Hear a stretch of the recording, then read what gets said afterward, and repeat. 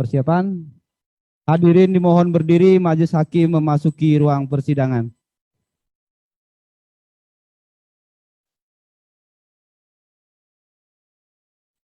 Hadirin dipersilakan duduk kembali. Terima kasih. Assalamualaikum warahmatullahi wabarakatuh.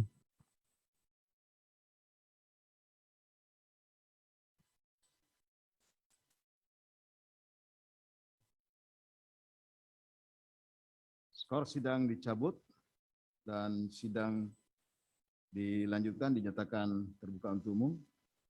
Untuk perkara nomor 222 sidang dibuka dan dinyatakan terbuka untuk umum. Jadi ini ada dua berkas perkara, dibaca putusannya secara jamak ya, untuk menyingkat waktu aja. Karena nanti dibaca lah lebih detail lagi masing-masing. Yang penting inti-inti pokoknya aja, fakta-fakta hukumnya dan pertimbangan-pertimbangan hukum dan pertimbangan faktanya. Bisa disetujui terdakwa, penasihat hukum? Ya, kami sependapat untuk Ya.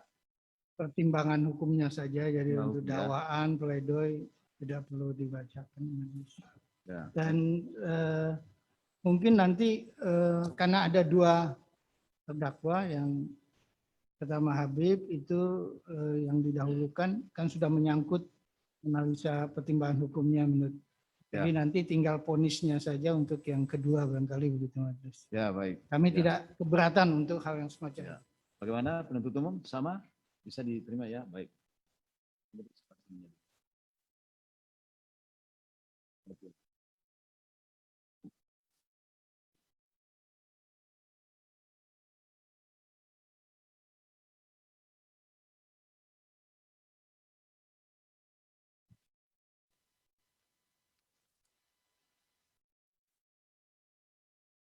Putusan nomor 221 Pitsus 2021 garing PN Jakarta Timur dan nomor 222 garing Pitsus garing 2021 garing PN Jakarta Timur. Demi keadilan berdasarkan ketuhanan yang Maha Esa. Pengadilan Negeri Jakarta Timur yang memeriksa dan mengadili perkara pidana pada pengadilan tingkat pertama dengan acara pemeriksaan biasa telah menjatuhkan putusan sebagai berikut dalam perkara terdakwa.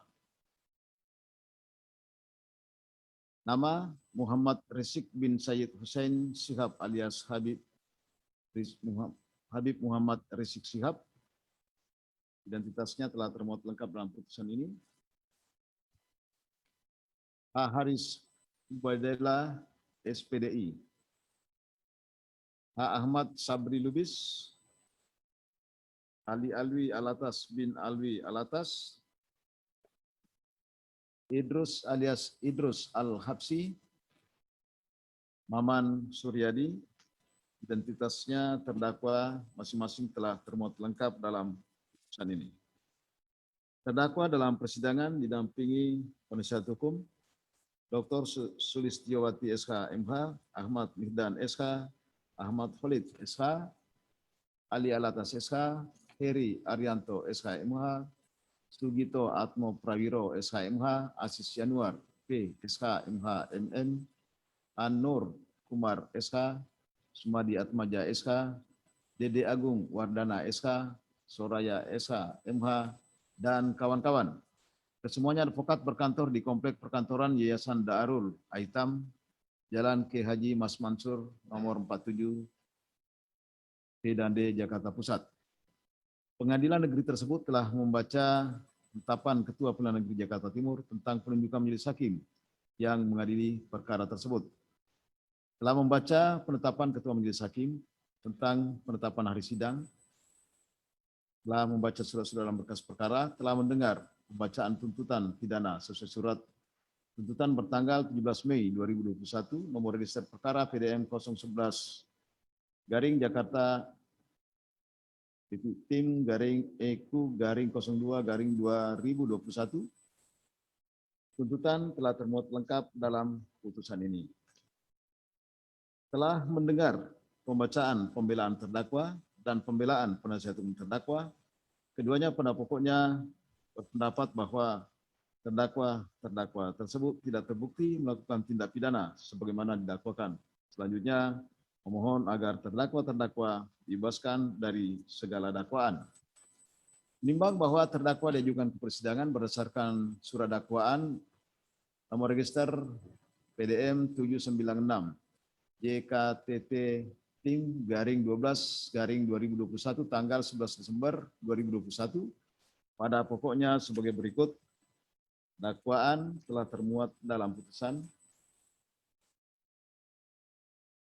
Menimbang bahwa untuk membuktikan surat dakwaannya, penuntut umum dalam persidangan telah mengajukan saksi-saksi dan ahli menerangkan di bawah sumpah, yaitu 1. Saksi Okas Setiawan SIT, 2. Saksi Dahmirul SH, 3. Ferikson Tampu Bolon, 4. Heru Novianto SIK, 5. Dr. Bayu Megantara SI, 6. Rustian SSI APT MKes, 7. Insinyur Sabdo Kurnianto SSI, 8. Jeki Mareno, 9. Mawardi SAG MAG, 10. M. Soleh SIP MSI, 11. Dr. Safrin Liputo, 12. Budi Cahyono SKMH, 13. Tamam, 14. Cecep Sutisna, 15. Dr. Andes Arifin MAP, 6. Setianto, 17. Abda Ali, 18. Dahyatul Kalbi alias Bobi, 19. Dr. Andes Endra Morianto APT MM, 20. M. Budi Hidayat, 21. Dr. Andes H. Sukana, 22. Dr. Widya Stuti MKM, 23. Haris Ubadillah SPDI, ya saling bersaksi teman terdakwa, dan ahli Heri Priyanto ST CF CHFI MSE OFC, 2.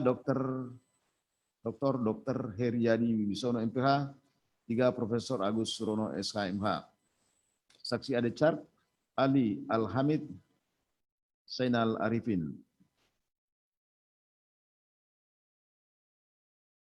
Sedangkan ahli Adechar Dr. Abdul Khair Ramadan SKMH, Dr. Dian Adriawan Daeng SKMH, Dr. Refli Harun SKMH LLM, Dr. Muhammad Nasir SP KK, Dr. Lutfi Hakim, Dr. Tonang Dwi Ardianto SPPK PhD, Dr. Franz Asisi datang. Terdakwa telah memberikan keterangan. Selengkapnya keterangan saksi, keterangan ahli, dan keterangan terdakwa telah termuat dalam putusan ini. Menimbang bahwa berdasarkan keterangan saksi, keterangan ahli, dan keterangan terdakwa dalam hubungannya satu sama lain diperoleh fakta-fakta sebagai berikut. Bahwa terdakwa Muhammad Rizik bin Said Hussein Shihab alias Habib Muhammad Rizik Shihab sebagai tokoh agama umat Islam telah tinggal sementara bersama keluarganya di Arab Saudi selama lebih kurang 3 tahun 6 bulan. Terdakwa pada hari Selasa tanggal 10 November 2020 datang kembali di Indonesia dengan menumpang pesawat udara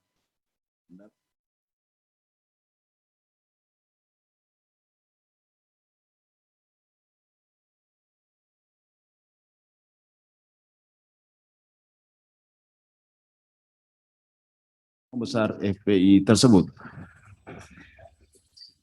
Bahwa terdakwa banyak simpatisan yang menunggu kedatangannya terlihat sejak Senin malam tanggal 9 November 2020 sudah banyak masa berdatangan dari bandara terus sampai pada keesokan harinya Selasa 10 November 2020 jalan masuk bandara sudah penuh masa sehingga jalanan macet, demikian pula tempat parkiran bandara dan area terbuka lainnya semua banyak masa. Bahwa setelah terdakwa turun dari pesawat masuk ke area gedung kedatangan terdakwa langsung disambut oleh para simpatisan dan pengurus Front Pembela Islam. Selanjutnya terdakwa langsung digiring dan dibawa oleh simpatisannya ke dalam mobil jemputan yang sudah menunggu depan area kedatangan. Selanjutnya terdakwa langsung dibawa menuju Jakarta di kemudian terdakwa, sedangkan memadai pemeriksaan imigrasi dan pemeriksaan administrasi kesehatan yang harus dilakukan oleh setiap penumpang pesawat dari luar negeri tidak lagi dilakukan terhadap diri terdakwa. Bahwa sekira jam 10 pagi WIB terdakwa meninggalkan Bandara Internasional Cengkareng namun karena sepanjang jalan dari bandara macet sehingga terdakwa baru dapat sampai di rumahnya di Jalan Petamburan 3 Gang Paksi, Kelurahan Petamburan, Kecamatan Tanah Abang, Jakarta Pusat sekira jam 14.00 siang. Bahwa kedatangan terdakwa di Indonesia langsung melakukan beberapa kegiatan, diantaranya adalah perayaan Maulid Nabi Muhammad SAW, acara pernikahan putrinya yang keempat, acara peletakan batu pertama pembangunan masjid di Pesantren Alam Agrokultural Markas Syariah di Megamendung, Kabupaten Bogor.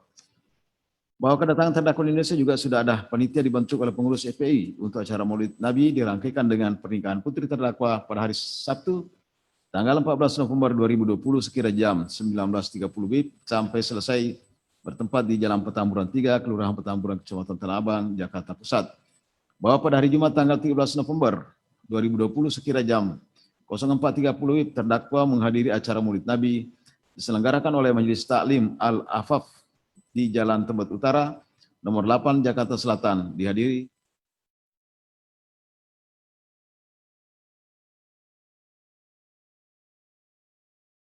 berbicara. Terdakwa menyampaikan kepada semua hadirin dengan mengatakan mengundang semuanya untuk menghadiri acara Maulid Nabi dan pernikahan putrinya yang keempat pada hari Sabtu tanggal 14 November 2020 sekira jam 19.30 sampai selesai di Petamburan, Kelurahan Petamburan, Kecamatan Tanah Abang. Terdakwa sempat menanyakan kepada semua yang hadir dengan mengatakan, apakah siap hadir? Dijawab, hadirin siap hadir. Bahwa pada hari Sabtu tanggal 14 November 2020, Jalan Petamburan ditutup untuk kendaraan karena digunakan untuk acara Maulid Nabi. Jalan Petamburan pada lokasi acara didirikan tenda dan panggung, dan acara pernikahan putri terdakwa tersebut dimulai pada jam 18.30, 19.30 sampai sekira jam 01.00 WIB. Pada acara tersebut banyak orang yang hadir atau banyak massa sehingga protokol kesehatan jaga jarak tidak dapat dipenuhi karena terlalu padat massa. Bahwa karena terjadi pelanggaran protokol kesehatan, maka pada tanggal 15 November 2020, Satpol PP DKI Jakarta memberikan sanksi administratif berupa pembayaran denda kepada terdakwa dan panitia pelaksana acara sebesar Rp50 juta, denda tersebut telah dibayar oleh terdakwa melalui panitia acara Maulid Nabi dan pernikahan. Bahwa di lain pihak ada keadaan penyakit sedang mewabah sudah menjadi pandemi, yaitu coronavirus disease 2019 atau COVID-19. Penularannya terjadi di mana-mana di setiap negara seluruh dunia. Pemerintah Republik Indonesia telah menetapkan bencana non-alam penyebaran COVID-19 sebagai bencana nasional di Kepres nomor 12 tahun 2020 tanggal 13 April 2020. Bahwa selanjutnya pemerintah pusat sampai pemerintah daerah menerbitkan regulasi untuk menindaklanjuti Kepres nomor 12 tahun 2020 tanggal 13 April 2020 tersebut. Salah satu upaya penanggulangan wabah COVID-19 dengan cara pemeriksaan, pengobatan, perawatan, dan isolasi penderita termasuk tindakan karantina. Bahwa sejak kedatangan terdakwa di Indonesia, setiap menghadiri suatu acara selalu banyak dihadiri massa simpatisan. Sedangkan di lain pihak ada petugas Satgas Penanggulangan COVID-19 yang dibentuk oleh pemerintah dengan tugas khusus menanggulangi penyebaran virus corona, sedang bekerja keras siang dan malam menghimbau dan melarang masyarakat melakukan kegiatan berkumpul atau pembatasan sosial berskala besar sebagai salah satu upaya untuk menanggulangi penyebaran coronavirus 19. Bahwa karena aktivitas terdakwa terus-menerus menimbulkan kerumunan secara berskala besar, hal mana dalam masa yang bersamaan pihak pemerintah melalui Satgas Penanggulangan COVID-19 sedang bekerja keras melakukan upaya penanggulangan agar masyarakat bebas dari virus corona, sehingga aparat kepolisian melakukan tindakan hukum kepada terdakwa berupa proses hukum pidana terhadap terdakwa karena diduga telah melakukan pelanggaran protokol kesehatan.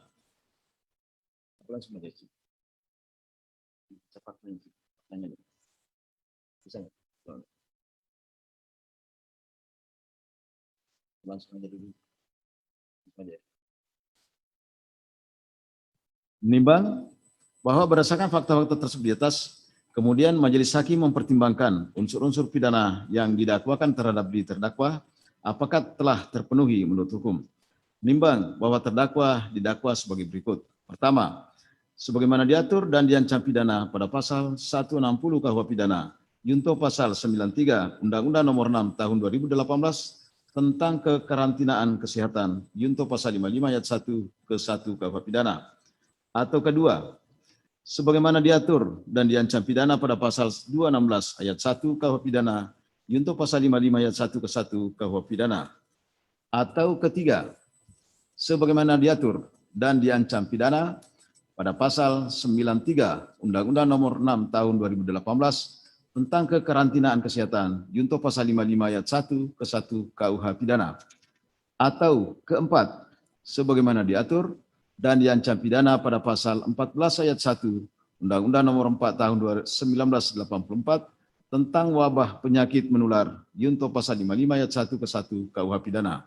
Dan kelima, sebagaimana diatur dan diancam pidana pada pasal 82A ayat 1 junto pasal 59 ayat 3 huruf C dan D Undang-Undang Nomor 16 Tahun tentang penetapan pemerintah pengganti Undang-Undang Nomor 2 Tahun 2013 tentang perubahan atas Undang-Undang Nomor 13 Tahun 2013 tentang organisasi kemasyarakatan menjadi undang-undang.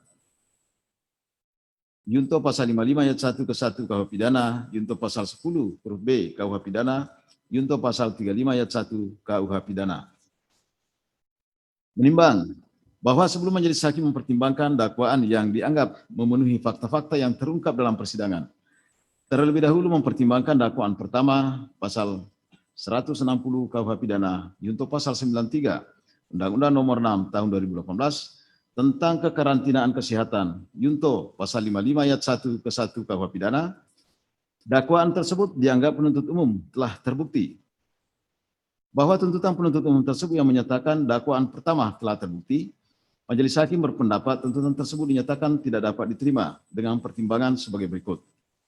Bahwa jika memperhatikan unsur pasal 160 KUH pidana yaitu di muka umum dengan lisan atau tulisan menghasut supaya melakukan perbuatan pidana, melakukan kekerasan terhadap penguasa umum, atau tidak menuruti baik ketentuan undang-undang maupun perintah jabatan yang diberikan berdasarkan ketentuan undang-undang. Bahwa dihubungkan dengan fakta-fakta yang terungkap dalam persidangan pada pokoknya yaitu bahwa pada tanggal 13 November 2020 sekira jam 05 subuh WIB, terdakwa menghadiri Maulid Nabi yang diselenggarakan oleh Majelis Taklim Al-Afaf di Jalan Tebet, Utara 2B, Tebet nomor 8 sampai 10, Jakarta Selatan.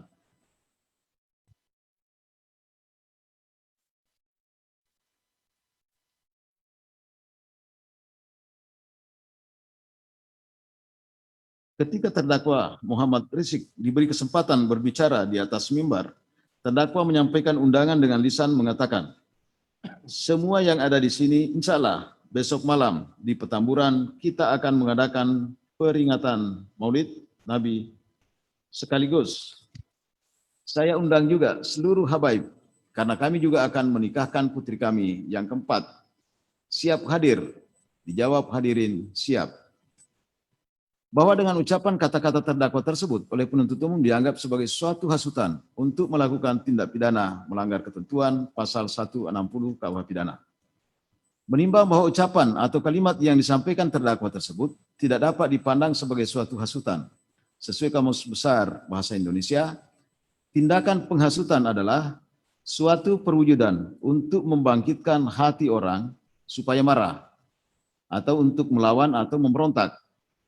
Karena itu hasutan mempunyai makna negatif. Demikian pula keterangan ahli Adecart Dr. Franz Assisi Datang SS MHum, ahli bahasa Indonesia, juga menerangkan bahwa menghasut berkonotasi negatif dan ada niat jahat. Bahwa undangan yang disampaikan secara lisan oleh terdakwa Muhammad Rizik tersebut sama sekali tidak mempunyai makna negatif dan tidak berniat jahat. Karena undangan tersebut hanyalah untuk menghadiri acara Maulid Nabi dan pernikahan putri terdakwa. Selain itu acara Maulid Nabi dan pernikahan tersebut bukanlah suatu kejahatan. Menimbang bahwa surat dakwaan penuntut umum tersebut disusun dengan bentuk dakwaan kombinasi berupa alternatif dan kumulatif. Karena itu majelis hakim terlebih dahulu mempertimbangkan dakwaan alternatif. Di sini langsung dipilih dakwaan yang dipandang sesuai dengan fakta-fakta di persidangan, yaitu dakwaan alternatif ketiga, pasal 93 Undang-Undang Nomor 6 Tahun 2018 tentang kekarantinaan kesehatan Yunto pasal 55 ayat 1 ke 1 KUH pidana. Adapun unsur-unsur pidananya sebagai berikut: 1. Setiap orang. 2. Yang tidak mematuhi penyelenggaraan kekarantinaan kesehatan dan atau menghalang-halangi penyelenggaraan kekarantinaan kesehatan. 3. Menyebabkan kedaruratan kesehatan masyarakat. 4. Dilakukan secara bersama-sama. Ayat 1, unsur setiap orang adalah menunjukkan subjek hukum, yaitu siapa saja yang dapat bertanggung jawab secara hukum. Dalam perkara ini yang diajukan ke persidangan sebagai terdakwa adalah, dan disebut namanya siapa?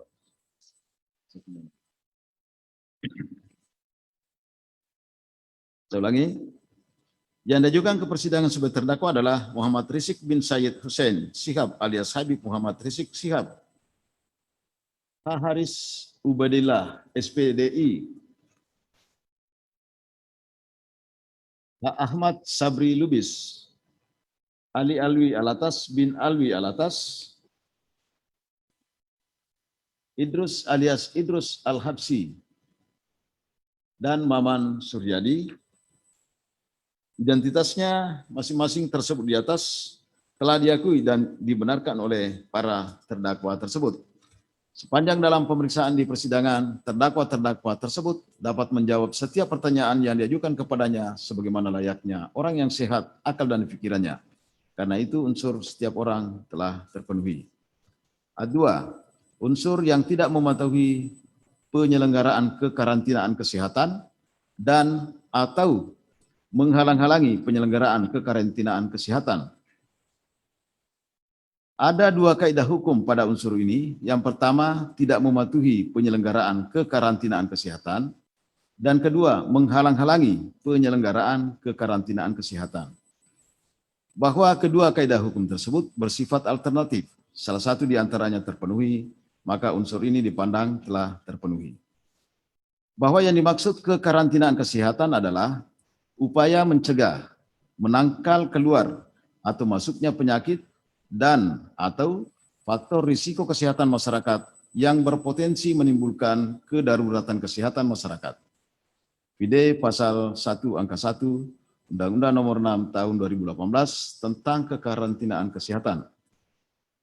Sedangkan kekarantinaan adalah pembatasan kegiatan dan atau pemisahan seseorang yang terpapar penyakit menular sebagaimana ditetapkan dalam peraturan perundang-undangan meskipun belum menunjukkan gejala apapun atau sedang berada dalam masa inkubasi. Menimbang bahwa yang menjadi pokok permasalahan sekarang adalah apakah terdakwa-terdakwa tersebut ada melakukan perbuatan tidak mematuhi penyelenggaraan kekarantinaan kesehatan atau telah menghalang-halangi penyelenggaraan kekarantinaan kesehatan. Menimbang bahwa sesuai keterangan saksi-saksi, keterangan terdakwa dalam hubungannya satu sama lain diperoleh fakta-fakta sebagai berikut. Bahwa pada tanggal 14 November 2020 bertempat di Jalan Petamburan, Kelurahan Petamburan, Kecamatan Tanah Abang, Jakarta Pusat, terdakwa Muhammad Rizik melakukan acara pernikahan putrinya yang keempat.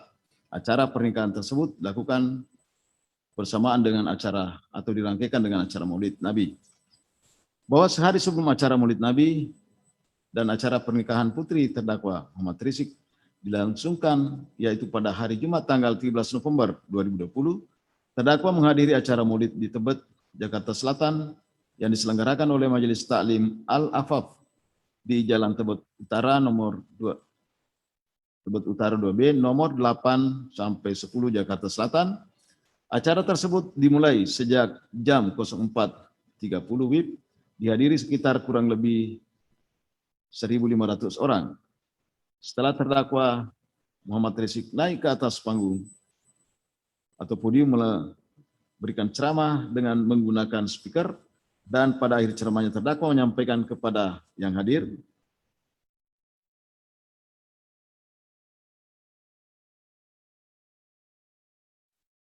untuk datang dan menghadiri peringatan Maulid dan sekaligus acara pernikahan putrinya di Petamburan.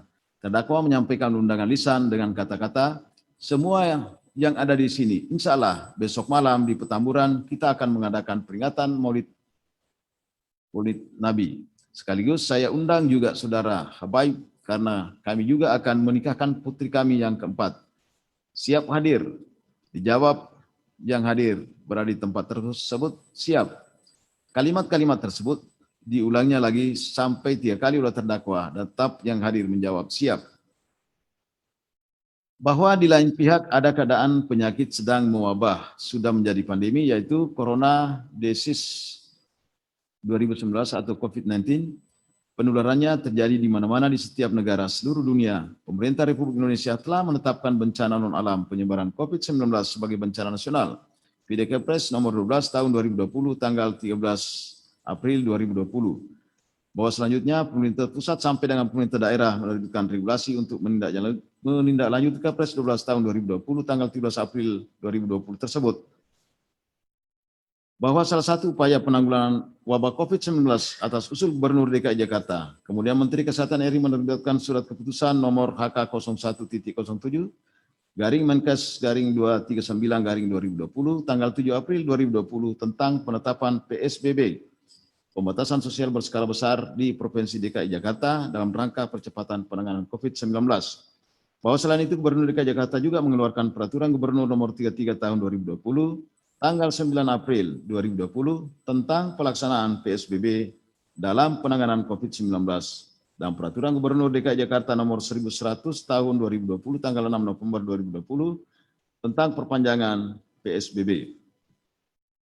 Menimbang bahwa dari berbagai peraturan tersebut di atas berlaku secara efektif pada saat berlangsungnya acara Maulid Nabi dan acara pernikahan putri keempat terdakwa Muhammad Rizik pada hari Sabtu tanggal 14 November 2020 sekira jam 19.30 sampai jam 01.00 WIB di Petamburan, Kelurahan Petamburan, Kecamatan Tanah Abang, Jakarta Pusat. Bahwa sesuai keterangan saksi Heru Novianto SIK, Kapolres Jakarta Pusat pada waktu kejadian, Dr. Bayu Megantara MSI, Wali Kota Jakarta Pusat pada waktu kejadian, Jeki Mareno, Ketua RT 02 RW 04 Kelurahan Petamburan, Dr. Andes Arifin MAP, Kasat Pol Pamong Praja, kesemuanya menerangkan pada pokoknya sebagai berikut. Bahwa pada waktu berlangsung acara maulid dan akad nikah putri terdakwa Muhammad Rizik pada Sabtu tanggal 14 November 2021, waktu jam 19.30 sampai jam 01.00 WIB malam dilakukan di Jalan Petamburan, memakai tenda ukuran sekitar 4 meter kali 60 meter dan ada panggung ukuran 5 meter kali 40 meter. Bahwa pada acara tersebut banyak massa datang, sehingga pada panggung maupun di tenda orang berdempetan atau terjadi kerumunan melebihi batas maksimum, yaitu seharusnya tidak boleh melebihi 50% dari kapasitas tempat duduk. Menimbang bahwa berdasarkan fakta-fakta tersebut di atas cukup jelas terlihat pada acara Maulid Nabi yang dirangkaikan dengan pernikahan putri keempat terdakwa Muhammad Rizik telah terjadi kerumunan massa melebihi batas maksimum, yaitu jumlah orang tidak boleh melebihi 50% dari ruangan tempat acara. Bahwa dengan demikian unsur yang tidak mematuhi penyelenggaraan kekarantinaan kesehatan telah terpenuhi. A3, unsur menyebabkan kedaruratan kesehatan masyarakat. Bahwa menurut ketentuan pasal 1 angka 2 Undang-Undang Nomor 6 Tahun 2018 tentang kekarantinaan kesehatan, yang dimaksud dengan kedaruratan kesehatan masyarakat adalah kejadian kesehatan masyarakat yang bersifat luar biasa dengan ditandai penyebaran penyakit menular dan atau kejadian yang disebabkan oleh radiasi nuklir, pencemaran biologi, kontaminasi kimia, bioterorisme, dan pangan yang menimbulkan bahaya kesehatan dan berpotensi menyebar lintas wilayah atau lintas negara. Bahwa berpijak pada pengertian kedaruratan kesehatan masyarakat tersebut di atas, kemudian dipertimbangkan apakah adanya kerumunan massa pada acara Maulid Nabi dan pernikahan putri keempat terdakwa Muhammad Rizik mengakibatkan terjadi kedaruratan kesehatan masyarakat berupa adanya penyebaran COVID-19. Menimbang bahwa dalam ilmu hukum pidana dikenal ajaran kausalitas, yaitu ajaran sebab akibat, khususnya pada tindak pidana yang menekankan pada akibat dari perbuatan atau delik material. Secara garis besar ada dua teori kausalitas, yaitu satu, teori conditio sine qua non atau teori syarat. Suatu perbuatan haruslah dianggap sebagai sebab dari suatu akibat. Apabila perbuatan itu tidak dapat ditiadakan untuk timbulnya akibat itu, maka perbuatan itu adalah sebab. Semua syarat yang turut menyebabkan suatu akibat dan tidak dapat ditiadakan dalam rangkaian faktor-faktor yang bersangkutan harus dianggap sebagai sebab atau kausa akibat itu, dari akibat itu. Dua, teori adekuat berpandangan bahwa antara rangkaian peristiwa yang mendahului akibat tersebut adalah yang dekat atau sepadan dengan timbulnya yang dilarang. Teori adekuat sama yang diajarkan teori relevansi, hanya nama yang berbeda. Sesuai pendapat Prof. Mulyatno SK, bukunya tahun 2008, halaman 124. Menimbang bahwa sesuai fakta-fakta yang terungkap di persidangan, pada pokoknya sebagai berikut. Bahwa COVID-19 merupakan penyakit disebabkan oleh virus memiliki sifat penularan sangat cepat. Bahwa pada tanggal 11 Maret 2020, WHO sudah menetapkan COVID-19 sebagai pandemi. Sedangkan di Indonesia COVID-19 telah ditetapkan sebagai bencana non-alam penyebaran coronavirus disease 2019 sebagai bencana alam melalui Kepres nomor 12 tahun 2020 tanggal 13 April 2020. Bahwa salah satu upaya pemerintah menanggulangi penyebaran COVID-19 adalah melakukan kekarantinaan kesehatan dengan cara melakukan pembatasan sosial berskala besar. Hal ini sebagai penerapan ketentuan pasal 59 ayat 1 Undang-Undang nomor 6 tahun 2018. Selanjutnya, pemerintah membentuk Satgas Penanganan COVID-19. Bahwa pada saat DKI Jakarta ditetapkan PSBB dan petugas Satgas COVID-19 sedang bekerja mengawasi masyarakat agar mentaati protokol kesehatan, pada hari Sabtu tanggal 14 November 2020 sekira jam 19.30 sampai jam 01.00 WIB bertempat di Jalan Petamburan, Kelurahan Petamburan, Kecamatan Tanah Abang, Jakarta Pusat. Terdakwa melaksanakan acara Maulid Nabi dirangkaikan dengan acara pernikahan putri keempat terdakwa Muhammad Rizik. Almana dalam acara ini banyak orang yang hadir atau sekitar lebih kurang 5.000 orang. Sehingga terjadi kepadatan orang berkumpul di bawah tenda yang telah disediakan oleh panitia acara. Menimbang bahwa sesuai keterangan ahli Dr. Haryadi Wibisono MPH, Ketua Umum Perhimpunan Ahli Epidemiologi Indonesia, dan saksi Dr. Widya Stuti, MKM, Kepala Dinas Kesehatan Provinsi DKI Jakarta, menerangkan jika dibandingkan sebelum dan sesudah tanggal 14 November 2020, di DKI Jakarta terjadi adanya kenaikan incidence rate dari 1059 per 100.000 menjadi 1124 per 100.000. Bahkan meningkat menjadi 1204 per 100.000. Positif rate dari 9.3 menjadi 9.9. Hal ini bermakna terjadi peningkatan kasus akibat adanya peningkatan penularan. Menimbang bahwa memang tidak dapat dipastikan apakah adanya peningkatan kasus penularan COVID-19 tersebut hanya bersumber dari Petamburan tempat terdakwa Muhammad Rizik melaksanakan acara. Namun jika menerapkan teori conditio sine qua non maupun teori adekuat, maka acara Maulid Nabi yang dirangkaikan acara pernikahan tersebut termasuk sebab terjadinya peningkatan kedaruratan kesehatan masyarakat di DKI Jakarta. Karena pada saat acara tersebut berlangsung tidak diterapkan jaga jarak minimal 1,5 meter bagi orang yang berkumpul dalam area acara. Sesuai keterangan ahli epidemiologi Dr. Haryadi Wibisono MPH, Dalam situasi seperti ini sangat mudah terjadinya penularan COVID-19. Menimbang bahwa berdasarkan fakta tersebut, maka unsur menyebabkan kedaruratan kesehatan masyarakat telah terpenuhi. Ayat 4, unsur dilakukan secara bersama-sama. PD pasal 55 ayat 1 ke 1 KUH pidana meliputi orang yang melakukan, orang yang menyuruh melakukan, orang yang turut melakukan, atau orang yang membujuk.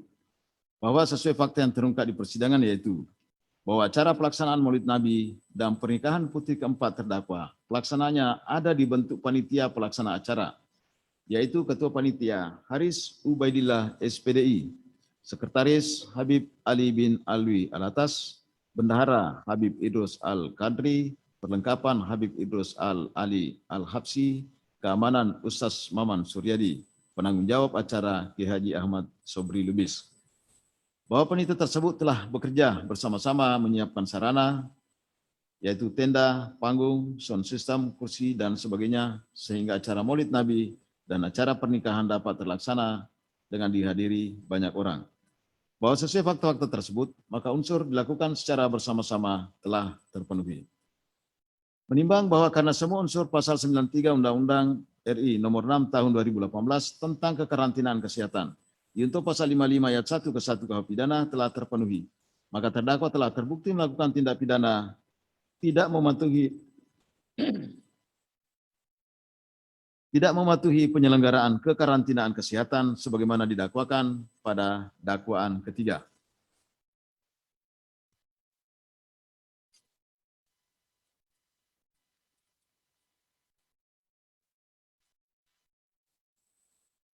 Menimbang bahwa mengenai pembelaan terdakwa yang menganggap perkara ini sebagai perkara politik kriminalisasi yang ditandai adanya praktek pidanaisasi, diskriminasi hukum, manipulasi fakta.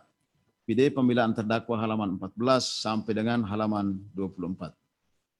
Hemat Majelis Hakim, alasan pembelaan terdakwa tersebut dinyatakan tidak dapat diterima karena cukup jelas terdakwa didakwa melakukan tindak pidana sebagaimana didakwakan penuntut umum dan berdasarkan bukti-bukti di persidangan ternyata dakwaan ketiga pasal 93 Undang-Undang RI nomor 6 tahun 2018 tentang kekarantinaan kesehatan Yunto pasal 55 ayat 1 ke 1 KUH pidana telah terpenuhi.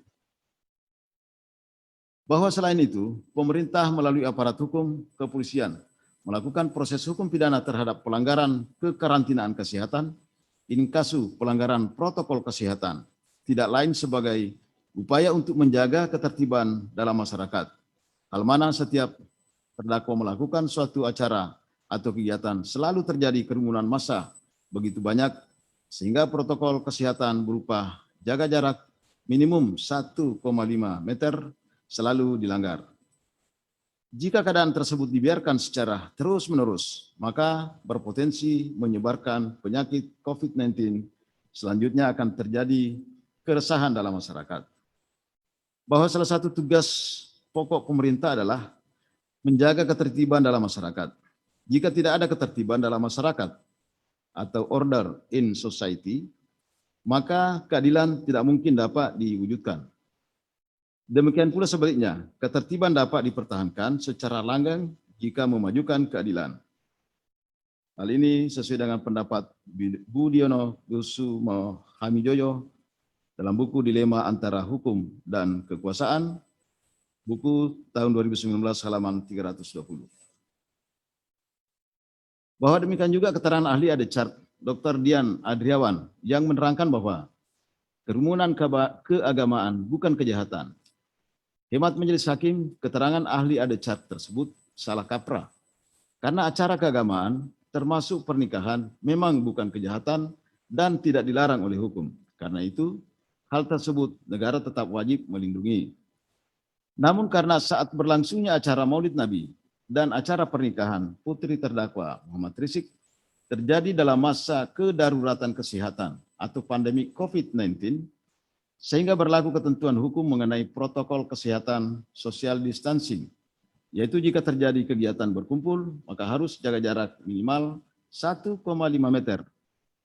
pemerintah melalui Satgas COVID-19 sedang bekerja keras siang dan malam untuk menegakkan aturan protokol kesehatan tersebut dengan tujuan melindungi masyarakat dari penyebaran penyakit COVID-19. Hal ini juga sejalan dengan ajaran hukum progresif, bahwa hukum diciptakan untuk mengabdi pada kepentingan masyarakat. Hukum diciptakan bukan untuk mengabdi kepada kepentingan hukum itu sendiri. Jika dalam suatu keadaan atau suatu peristiwa bertemu antara kepentingan masyarakat dan kepentingan hukum atau kepastian hukum, maka yang diutamakan adalah kepentingan masyarakat, sedangkan kepastian hukum diabaikan. Menimbang bahwa selanjutnya Majelis Hakim mempertimbangkan dakwaan kelima, pasal 82A ayat 1, junto pasal 59 ayat 1 huruf C dan D Undang-Undang RI nomor 16 tahun 2017 tentang penetapan peraturan pemerintah pengganti Undang-Undang nomor 2 tahun 2017 tentang perubahan atas Undang-Undang nomor 13 tahun 2017 tentang organisasi kemasyarakatan menjadi undang-undang, junto pasal 55 ayat 1 ke 1 KUH pidana, junto pasal 10 huruf B KUH pidana, junto pasal 35 ayat 1 KUH pidana, unsur-unsur pidananya sebagai berikut. 1. Setiap orang. 2. Yang dengan sengaja dan secara langsung atau tidak langsung. 3. Melakukan tindakan kekerasan, mengganggu ketentraman dan ketertiban umum, atau merusak fasilitas umum dan fasilitas sosial, dan atau melakukan kegiatan yang menjadi tugas dan wewenang penegak hukum sesuai dengan ketentuan peraturan perundang-undangan. Satu unsur setiap orang adalah menunjukkan subjek hukum, yaitu setiap orang selaku pemangku hak dan kewajiban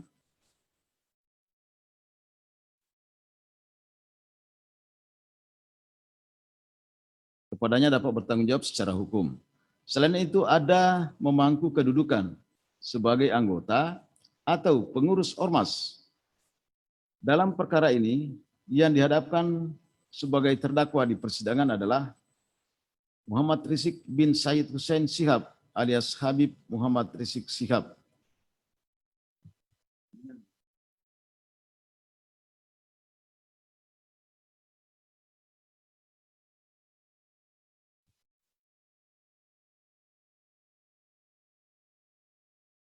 Dan terdakwa H. Haris Ubaidillah SPDI, terdakwa Ahmad Sabri Lubis, terdakwa Ali Alwi Alatas bin Alwi Alatas, terdakwa Idrus alias Idrus Al-Habsi, terdakwa Maman Suryadi, identitasnya sebagaimana tersebut di atas. Dalam kedudukannya, terdakwa Muhammad Rizik Shihab selaku Imam Besar Front Pembela Islam FPI.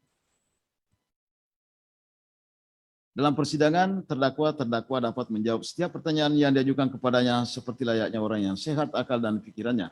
Dan demikian unsur setiap orang telah terpenuhi.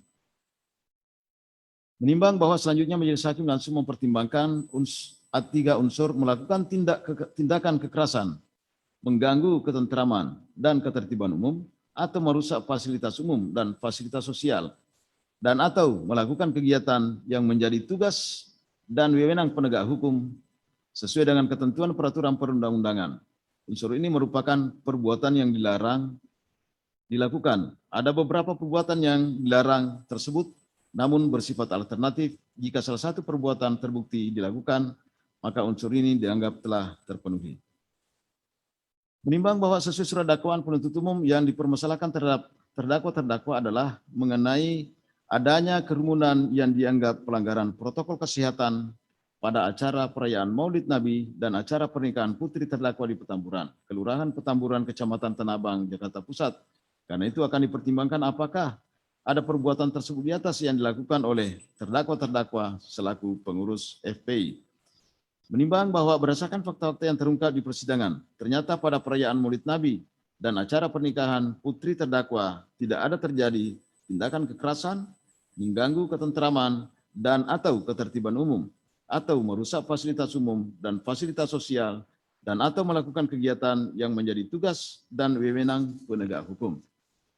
bahwa mengenai uraian tuntutan penuntut umum menyatakan FPI telah melakukan penutupan jalan Petamburan. Hemat Majelis Hakim, sesuai fakta yang terungkap di persidangan, ternyata tidak ada penutupan jalan. Yang ada adalah adanya pengalihan arus lalu lintas. Itu pun dilakukan oleh polisi lalu lintas bersama dengan aparat Dishub dan dibantu oleh anggota FPI.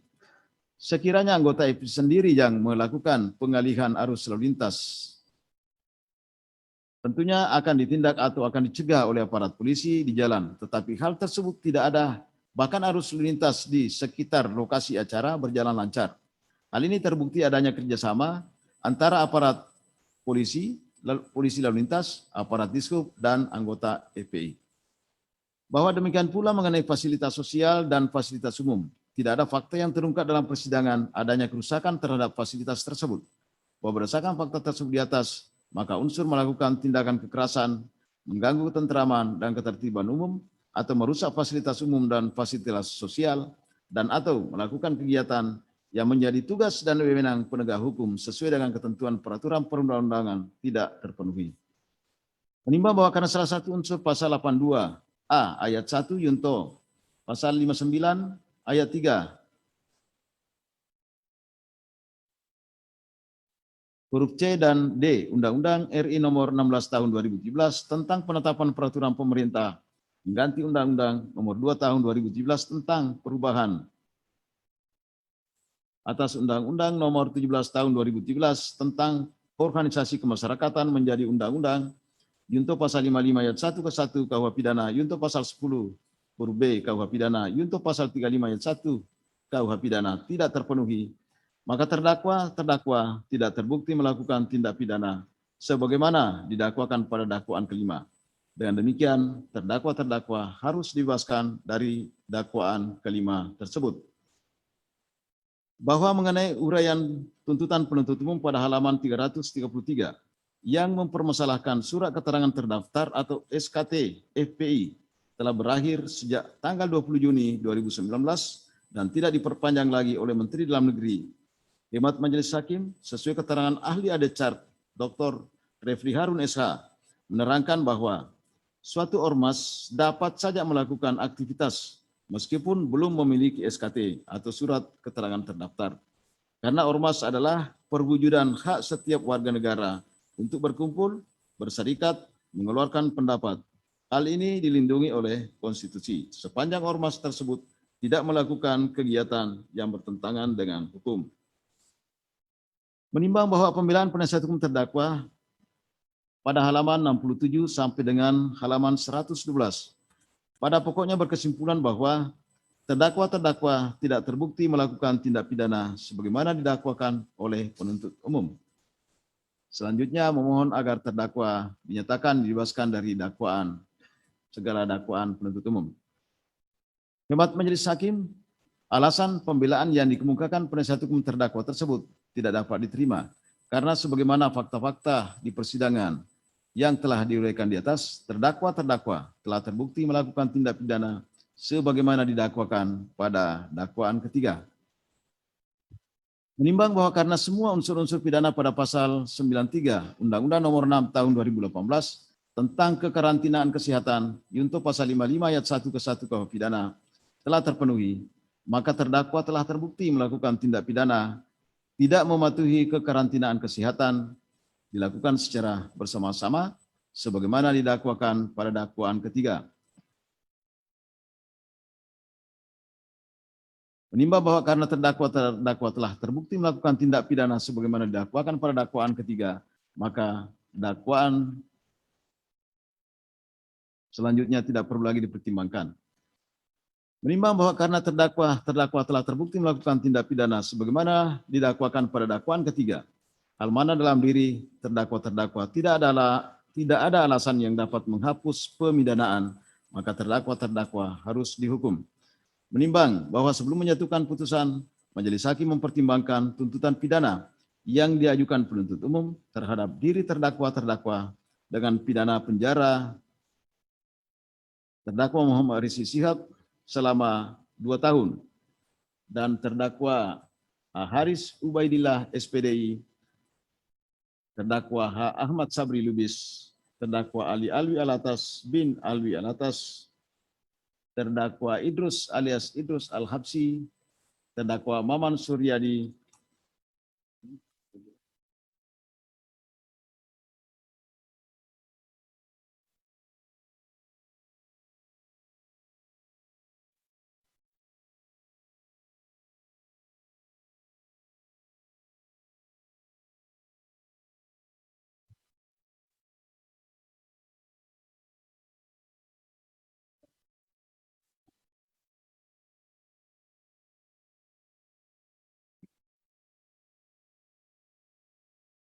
saya ulangi, dengan tuntutan pidana penjara selama 1 tahun dan 6 bulan.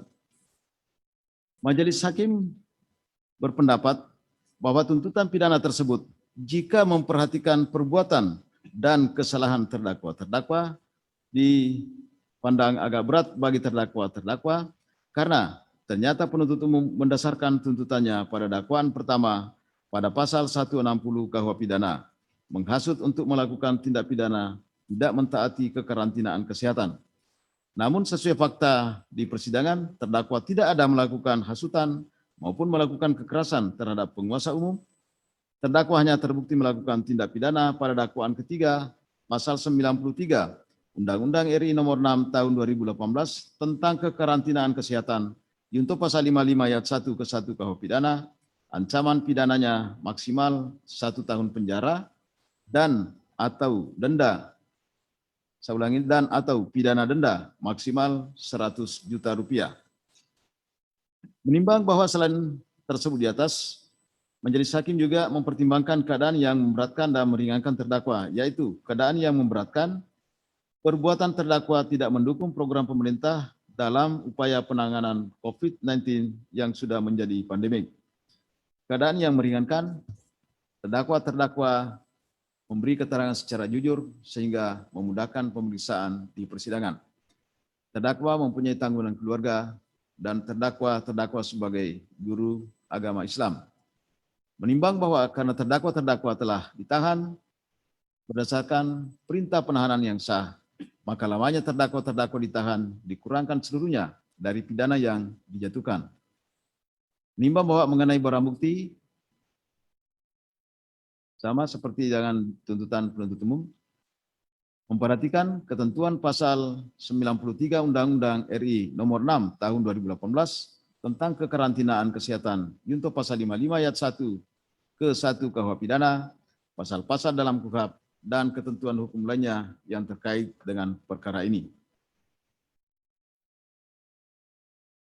Mengadili, menyatakan terdakwa Muhammad Rizik bin Sayyid Hussein Shihab alias Habib Muhammad Rizik Shihab tersebut di atas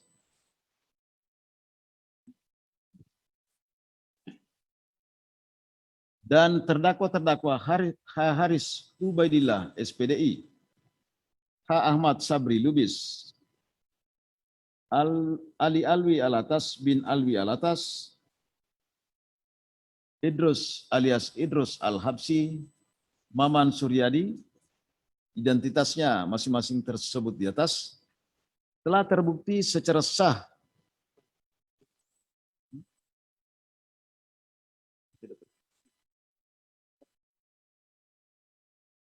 saya ulangi,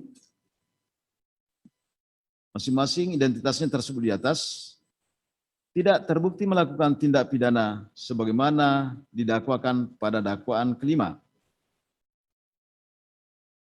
Menyatakan membebaskan terdakwa tersebut dari dakwaan kelima.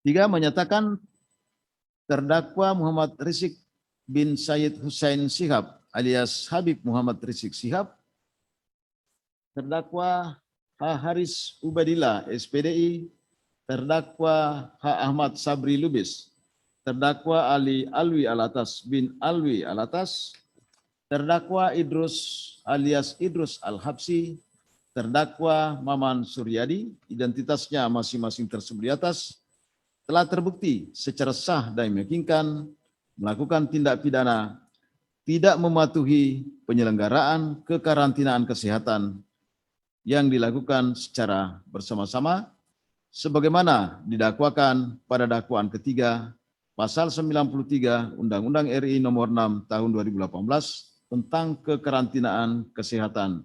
Junto pasal 55 ayat 1 ke 1 KUH pidana. 4. Menjatuhkan pidana atas diri terdakwa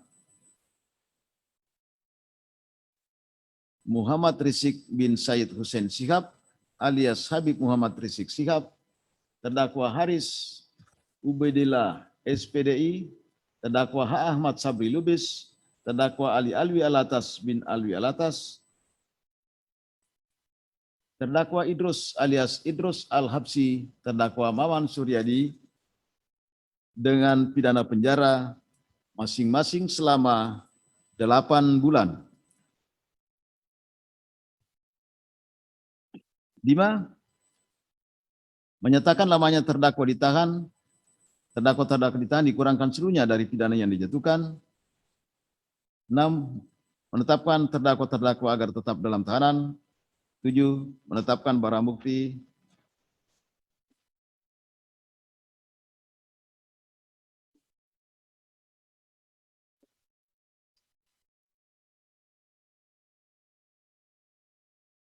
Nomor urut 1 sampai 112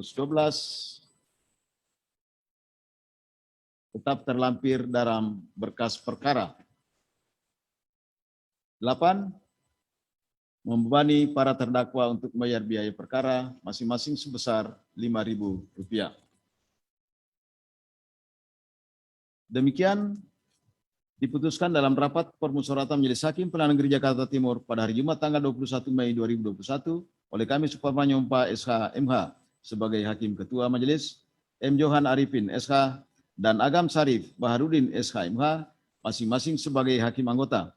Putusan mana diucapkan pada hari Kamis tanggal 27 Mei 2021 pada persidangan yang dinyatakan terbuka untuk umum oleh Majelis Hakim tersebut dibantu oleh Suroyo SH MH Panitera Pengganti, dihadiri Sahnan Tanjung BSC SH dan kawan-kawan penuntut umum pada Kejaksaan Negeri Jakarta Timur, dan di hadapan para terdakwa didampingi penasihat hukumnya.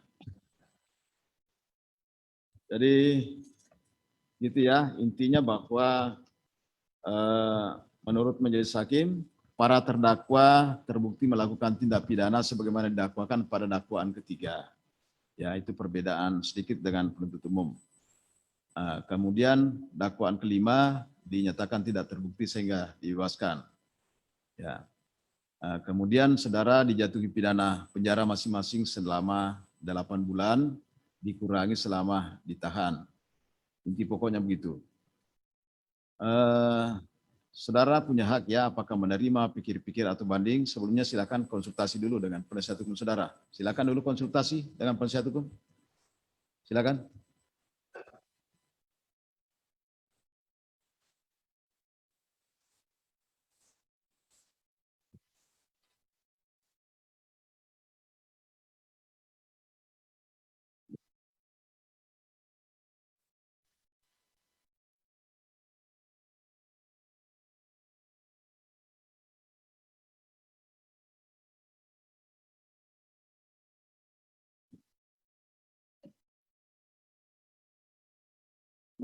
Baik, majelis diserahkan ke kami, tim penasihat hukum.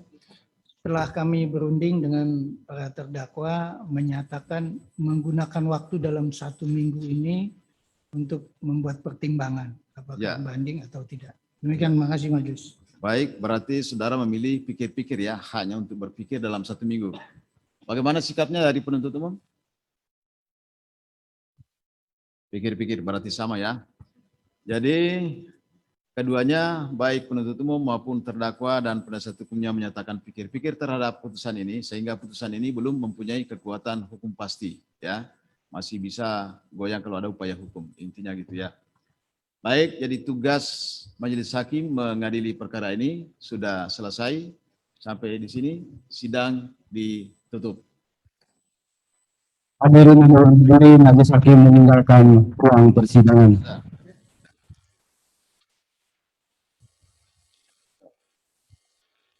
Baik Bapak dan Ibu semua, dengan demikian perkara nomor 221, perkara nomor 222, dan perkara nomor 226 hari ini telah selesai disidangkan. Atas kerjasamanya, atas partisipasinya, sehingga suasana persidangan kondusif, kami mengucapkan terima kasih. Dan apabila ada hal-hal tidak berkenan, kami mohon maaf terhadap kejadian-kejadian tersebut. Demikian. Billahi taufiq wal hidayah. Wassalamualaikum warahmatullahi wabarakatuh. Selamat sore. Salam sehat semua.